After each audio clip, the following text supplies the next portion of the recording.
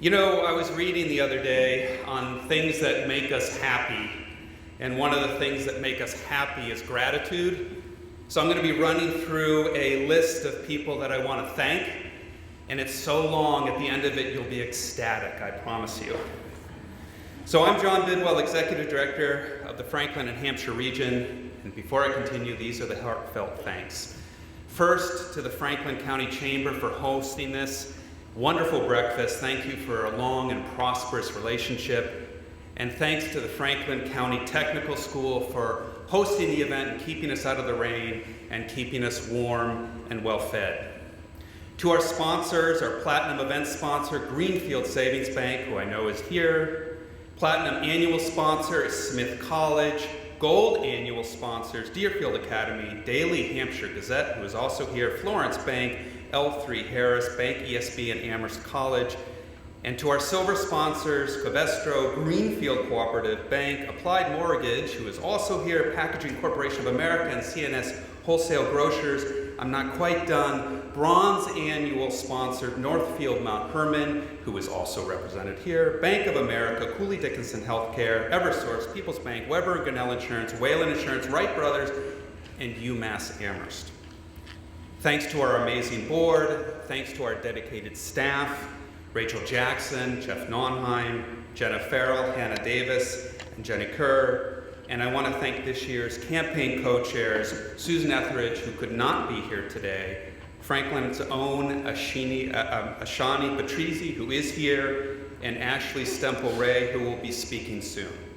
And lastly, thank you to the donors, volunteers, and advocates who give back so much. By now, your heart should be bursting with happiness. These are, though, tough times. People are discouraged, people are angry. It's easy to want to retreat. It's easy to want to back away from social challenges. We all, frankly, have enough to worry about.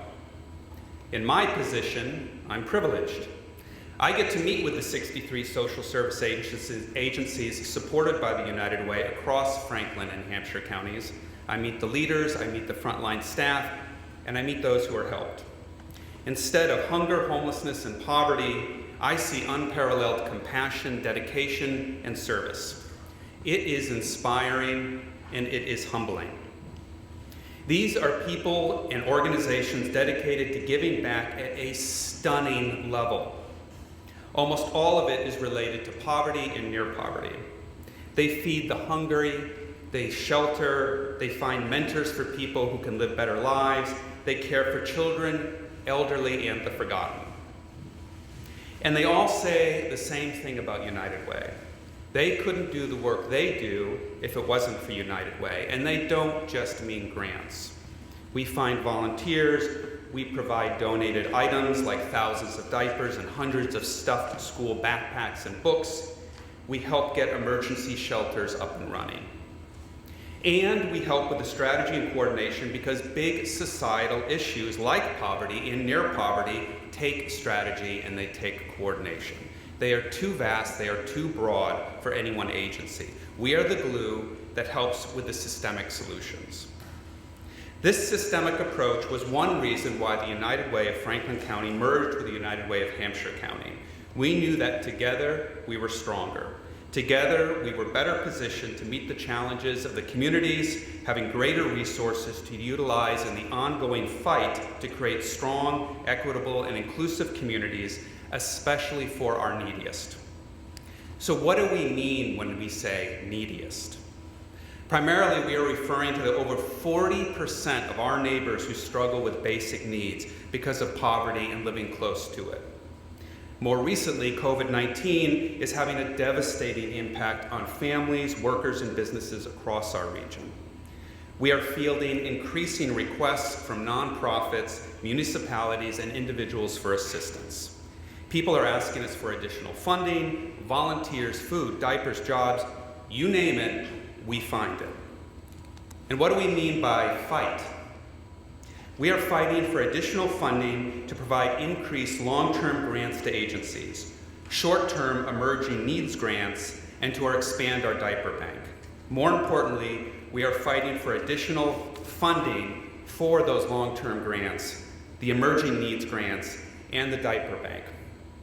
This fall marks the 100th anniversary of our region's first United Way campaign, a century of giving back, backed by thousands of volunteers and millions of dollars, 100 years of a fight for better lives and giving a hand up to those who need it most.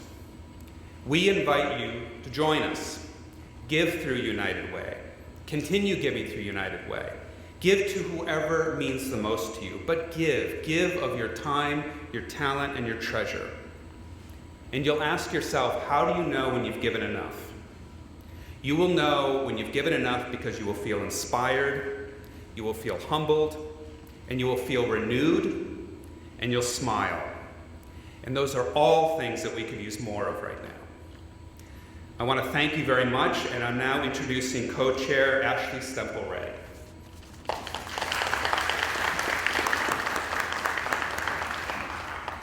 Take me out of the house and I forget the rules.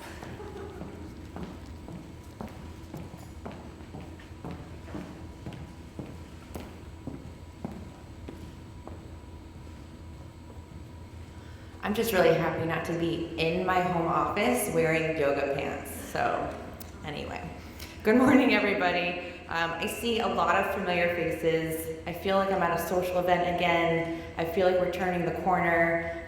It's so nice to see you all. For those of you who don't know me, my name is Ashley Stemple-Ray, and for the last 6 years I've had the pleasure and honor of serving on our Greenfield City Council. Today, I'm honored to speak to you in my new capacity as co-chair of this year's United Way of the Franklin and Hampshire Region annual campaign.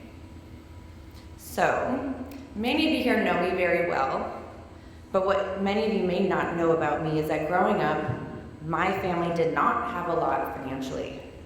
We were a single income family. I didn't think this would be this hard.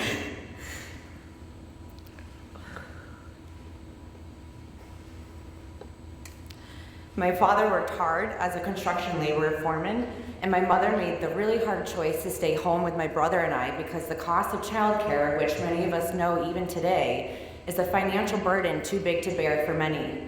My parents did what they've always done, make sacrifices to make it work.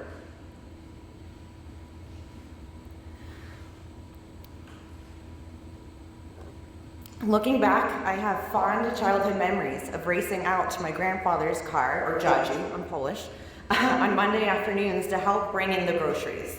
It was always a fun surprise to see what we had each week. Usually we'd be looking first for the Dunkaroos, and I was a strange kid, so I'd be wondering if there was also broccoli. It wasn't until I was much older, working at Smith College, serving for the food bank of Western Massachusetts, when it clicked for me. It was a fond childhood memory spending time with my grandfather, but maybe, just maybe, my grandfather was the one bringing us groceries because we were of the 24% of our neighbors in this area facing food insecurity. What set us apart was that we had family support, and the reality is that for many, that's just not the case. Fast forward to today, in December, I became a mom. Through my own experience as a child and knowing what I know now, my appreciation for what my parents went through in order to provide a safe and healthy environment, I promised myself I could get through this, as well as a bright future for my brother and I, grew tenfold. It was also, it has also made me keenly aware of the daily struggles and just a sort of huge mountain of expenses that caregivers and families face each day just trying to keep their kids alive. How did my parents do it? I think about this all the time. How did they do this? They did it with the support of family, a lot of hard work, a lot of sacrifice in our community. Zooming in with all of you here today, we can absolutely look at some of those expenses that new parents face today. As a firm supporter of Fed is Best, breastfeeding is not only a choice, but for many women, it's not even an option. Today, 1 week of formula will cost you $50 or more, and if your child has dietary restrictions, that can easily double. 1 week of diapers and wipes will cost you $60 or more, and then there's clothing, bassinets, teethers, towels, strollers, car seats, you name it. This doesn't include the cost of healthcare, time off of work, daycare, and any physical or mental health support needs for mothers. Yes, the mothers. Because giving birth is painful, traumatic, and life-altering. So as my service to the city winds down this year, although I'm looking at the mayor in the back, she knows I'm not going too far, and she'll never get rid of me. I couldn't be more excited to join this year's United Way of the Franklin and Hampshire Region campaign, to further my journey of community service and to support a cause dear to my heart, and always dear to my heart, and the reason I ran for office in the first place is the people of Franklin and Hampshire counties. My mother instilled in me a passion for community service, and I continue to serve in her honor, keeping her legacy alive. Over the next year, our efforts will include a diaper drive to fulfill a local need not only exacerbated by the pandemic, and with a hope to eventually, someday, maybe one day, endow our diaper bank entirely. We'll be seeking increased funding to provide increased long-term grants to our partner agencies and short-term emerging needs grants. So, now I'm looking at you. Where do you guys come in? 2 ways that you can really help us right now is just knowing the facts. I really look forward to partnering with our community partners like you to drive bold, and I mean bold, awareness of the needs of our community. If you have questions, if you need information to help us do that, ask me, ask any of our great partners on this campaign. I see many people in this room that can answer questions for you. And advocate. As a local and community-based organization, our annual campaign raises local dollars for local needs and supports local partner agencies by providing unrestricted funding in the form of grants. This grant process, known as community investments, is critical to the integrity of our funding and programs. As a community, we are only as strong as our most vulnerable members, and we know that. But by coming together to lift up one, we lift up all, and you just never know which little boy or girl may grow up to be a future city councilor. So thank you. And I'm done.